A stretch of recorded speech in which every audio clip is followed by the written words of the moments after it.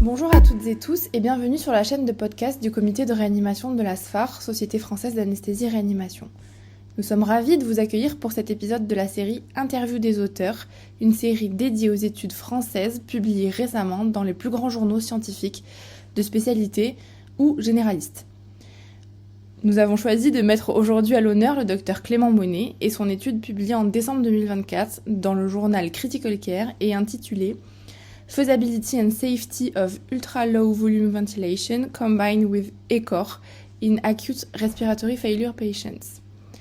Nous sommes donc aujourd'hui avec le docteur Clément Monnet, praticien hospitalier en anesthésie-réanimation au CHRU de Montpellier. Docteur Monnet, bonjour, merci beaucoup d'avoir accepté notre invitation et de vous prêter à l'exercice de cette interview pour la SFAR.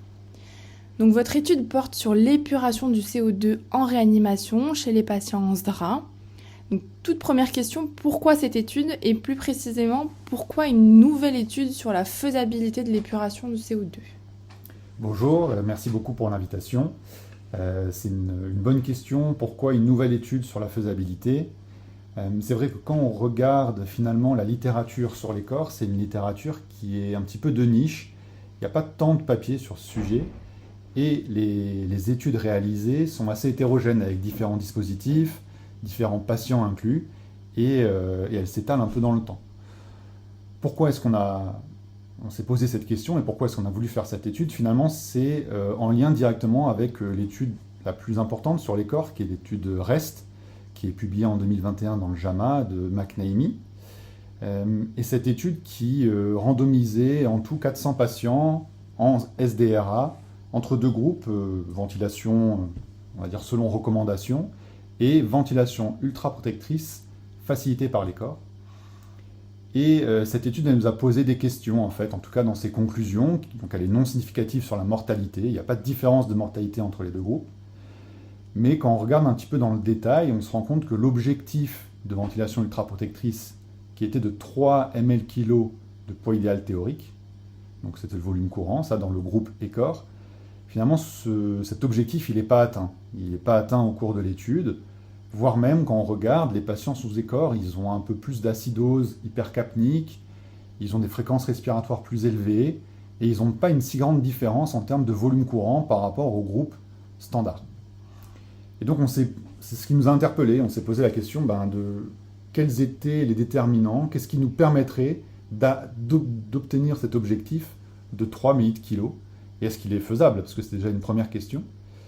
Et quand on regarde dans la littérature, donc dans cette petite littérature de l'ECOR, finalement, des patients chez qui on a réussi à diminuer le volume courant jusqu'à 3 ml/kg, finalement, c'est pas fréquent, voire même, c'est pas le cas. Et donc, c'est la genèse de cette étude, c'est cette question, est-ce que c'est faisable et à quel coût ? C'est quoi les déterminants qui nous permettraient d'obtenir cet objectif ?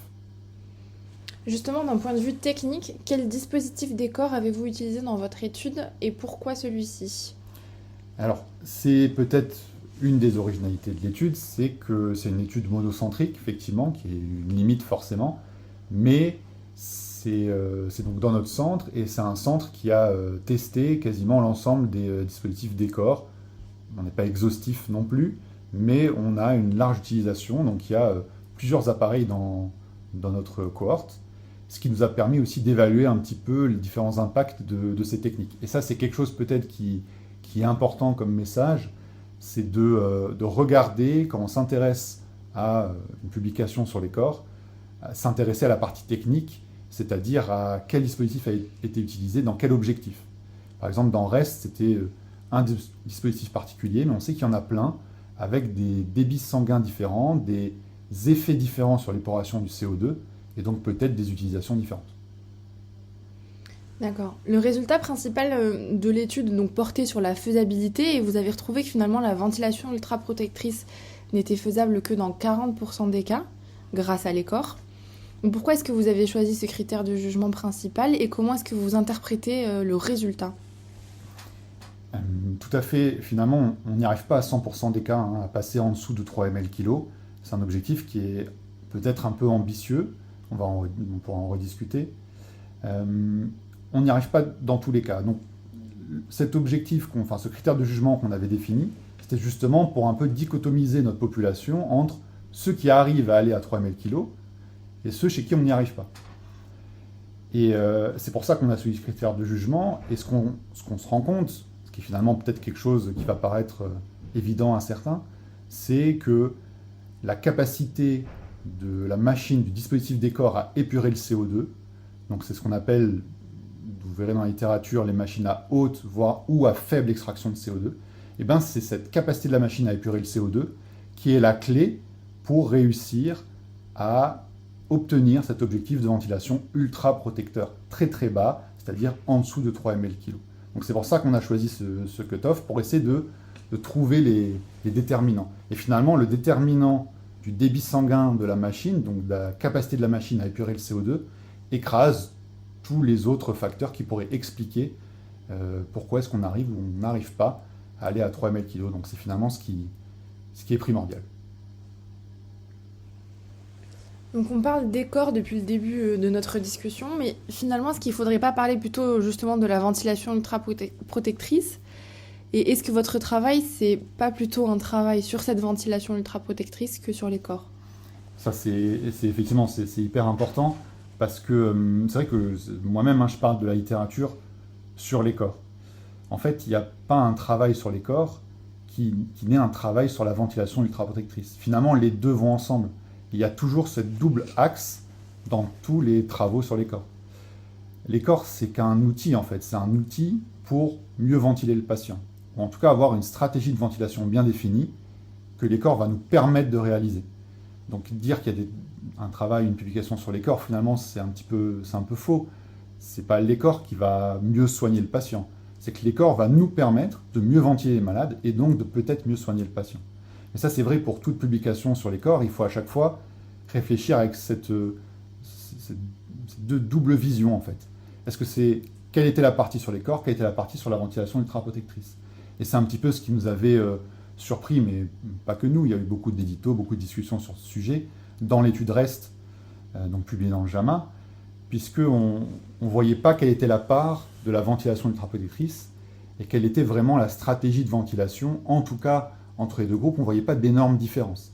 Et donc il faut réfléchir, quand on fait un travail sur les corps, à quel est l'objectif. Pourquoi est-ce qu'on met de l'écor ? Et pas que quand on fait un travail, d'ailleurs quand on soigne un patient avec de l'écor, en fait, qu'est-ce qu'on cherche à faire ? Quels sont nos objectifs ? Quels sont les critères qui vont nous permettre de dire on a été efficace ou pas ? Et donc tout ça, c'est la partie dans notre travail sur les critères de jugement secondaires, de la driving pressure, de la mechanical power, voilà, tous ces éléments qui peut-être sont les surrogates, les éléments indirects qui nous permettent de dire si on a réussi à protéger ou non le poumon. En tout cas, à chaque fois qu'on s'intéresse à ce sujet, il faut réfléchir de cette double façon. La partie technique et corps, qui est un vrai sujet, c'est-à-dire quels sont les effets indésirables liés à la technique, quelle est cette technique, quelles sont ses caractéristiques, mais aussi parallèlement, comment on a ventilé le patient et quels sont les objectifs de ventilation. Et donc justement, on en vient à la conclusion. Selon vous, qu'apporte votre étude à la littérature existante sur les corps et quelle est la place de l'écor en clinique dans la prise en charge des patients en SDRA ? C'est une question qui n'est pas facile parce que on ne peut pas répondre de façon claire et nette à cette question de la prise en charge, notamment dans le SDRA. Je n'ai pas abordé toute la partie BPCO, il y a beaucoup de travaux en cours dans le cadre de l'écor et de la BPCO, mais ce n'était pas le sujet de l'étude. Dans le cadre du SDRA, c'est difficile de trouver la place précise de cette technique. Depuis notamment la pandémie Covid, mais même avant, il y a eu une explosion d'utilisation de l'ECMO et beaucoup de réanimations qui n'étaient pas familières avec cette technique s'en sont équipées.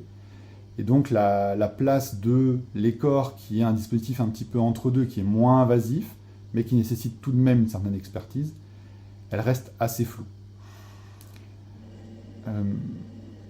De ce que nous, on apporte en tout cas à la littérature, c'est plus de la réflexion sur la partie physiologique et technique, c'est-à-dire, encore une fois, réfléchir aux objectifs de la ventilation, aux objectifs de la protection pulmonaire, qu'il faut réfléchir et qui, je pense, dans les futures études ECOR, devront être l'objectif principal.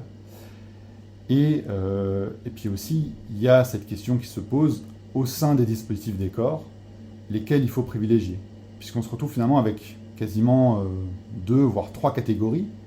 Les faibles extractions de CO2, donc c'est les tout petits débissants, qui sont des débissants équivalents à la dialyse, Et la place de ces techniques-là, vraiment, je ne peux pas la donner aujourd'hui. Il y a encore des travaux en cours et on aura peut-être la réponse dans les années à venir.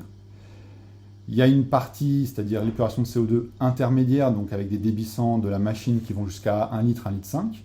Et puis au-dessus, on passe dans des dispositifs d'ECMO. Bon, à la place de chacune de ces techniques, c'est dur de trancher aujourd'hui. Mais il y a beaucoup de travaux en cours et j'espère qu'on pourra y répondre bientôt. En tout cas, je pense que ce n'est pas une technique qu'il faut abandonner. C'est une technique, encore une fois, qui est un outil et qui vous servira uniquement à mieux ventiler vos patients. Ce n'est pas une solution en soi, mais c'est une aide à une bonne stratégie ventilatoire. D'accord, merci beaucoup, c'était très intéressant. Je vous remercie de votre présence et de vos réponses très claires à nos questions. Nous vous recommandons donc la lecture de cet excellent article dans Critical Care de décembre 2024. Merci de votre écoute et à bientôt pour de nouvelles interviews.